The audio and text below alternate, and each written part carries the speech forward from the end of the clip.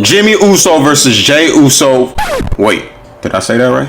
Jey Uso versus Jimmy Uso for the title of Undisputed Us, because we all know who the #1 Us is right now, y'all. We have a recap of the ending of SummerSlam, why Jimmy betrayed Jey in the first place, why Jimmy actually said he betrayed Jey, when this match is actually gonna be taking place. Is it gonna be a WrestleMania match? Is it coming sooner than we expected? Let's get into it. What's good, y'all? It's Jay. Welcome to Jag Talk with Jay Athletic Gaming. So if you did not see SummerSlam, Jey is about to defeat Roman to become the undisputed champion and to win ownership basically of the family. Jey goes to the top rope to get the Uso splash on Roman. He gets him for the pin, for the 1, 2, and guess who drags him outside the ring? None other than his brother, Jimmy Uso. So when this initially happened, a lot of fans, and I spoke about this in my last video, speculated why Jimmy would even do this and how it doesn't even make sense, because Jimmy is the one who started this whole rivalry with Roman in the first place when he kicked him in the face and he told Jey, I'm doing what you should have done a long time ago, right? So now everybody's thinking, why in the world would Jimmy betray Jey like this? After he chose you, after he said you out and I'm out too, and he kicked Roman in the face, y'all beat him, and you know, yeah, first pin on Roman in over 3 years, right? So what I initially said in my last video is that Jimmy had attacked Jey and stopped him from winning because he was jealous of his brother. He didn't want him to have the title of tribal chief. He didn't want him to have the undisputed championship. He just didn't want him to have that type of success and either A, almost leave him behind, or B, he just didn't want to not be seen as equals anymore. He wanted to always remain the Usos, right? One of the best tag teams of all time, and this would have gave Jey just put him in his own league by himself, and he was already kind of in his own league, because I feel like we all watch wrestling and we kind of see it and we notice, right, that Jey is the better brother. He stepped up in the main event scene when his brother got injured 3 years ago when he challenged Roman the first 2 times and he lost those opportunities for the championship. He's been called the right-hand man. Jimmy just spends a lot of time playing second fiddle to Jey. Even in this video game I got you watching right now, Jey is rated at a 90 overall and Jimmy is an 89. So he's just always one step below his brother, and I don't think he could have handled being another step below him. So that's what I thought the jealousy was about. This is my perspective, but SmackDown came along and Jimmy says to Jey, he confronts him, he comes out and he's just like, I didn't betray you because I'm on Roman's side. I didn't betray you, you know, because you know, I want to work with Roman, anything like that, but not because he wants to be the right-hand man either. He says that he betrayed him because if he won the match against Roman, he became the tribal chief, if he won, he became the undisputed champion, that he envisioned Jey becoming like Roman Reigns, right? Just selfish, narcissistic, all these things and these qualities that he doesn't like and that he feels broke up their family to begin with. And he feels like on the other side of Jey getting that title and getting all that power comes all those qualities and attributes. Now, he says that's not jealousy. To me, I believe it still plays into the role of jealousy. One, you could think like, yeah, I don't want him to become this. I don't want you to be like him, anything like that, right? But I feel like you don't stop your brother if you're not jealous of him. Because if it's just about that, you could go talk to him. You could tell him prior, like, yo, I know you about to do this. Promise me one thing. If you get this title, if you get this power, if you become head of the table, head of the family, that you're not going to run it how Roman runs it. That you're not going to be like him, right? And you're going to stay by my side. We're going to be cool. You're not going to let it get to your head. Like, I feel like a brother that really loves you is going to talk to you about that, not just turn on you because he expects the worst of you, as he's claiming, because that's what he saw out of Roman, who's not even your brother, it's your cousin. So I think Jimmy is given, like, yeah, partial truthful information, but that's not the whole truth, because he's lying when he says he's not jealous of his brother. The reality is he is jealous of his brother, and he doesn't even want him to have an opportunity like that to be able to uplift himself and even uplift the family, you know, because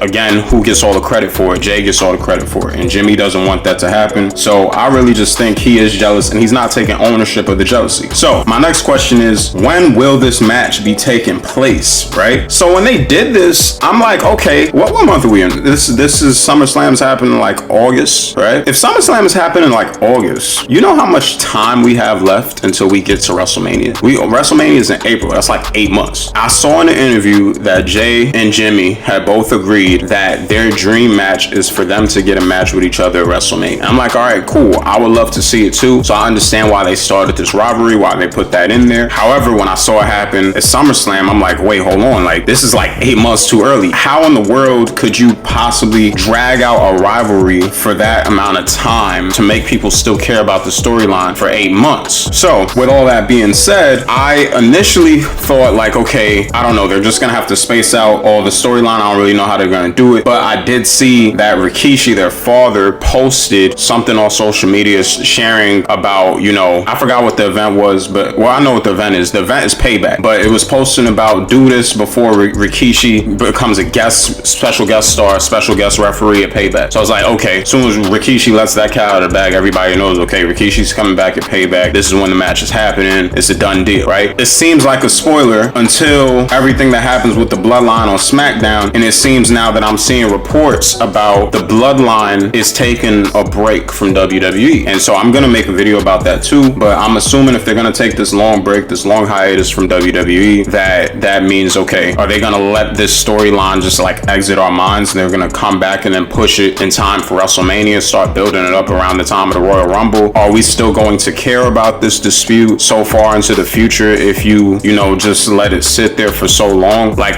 how important to you as a viewer, I'm asking you guys right now, how important to you as a viewer for this rivalry to remain fresh in your head in order for you to care about it, you know, when the match actually happens? Is it okay with you if there's a huge chunk of time where the match is not happening at all, and or the feud itself is not happening at all, and you know, all of a sudden they just come back and they're like, okay, yeah, now we're gonna build to the match? Do you still care about it at that point, or do you feel like, you know, it's just long and dragged out? So that's really all I got to say on the topic. That's it for the video, guys. For more sports gaming and sports discussions, make sure you like, comment, and subscribe.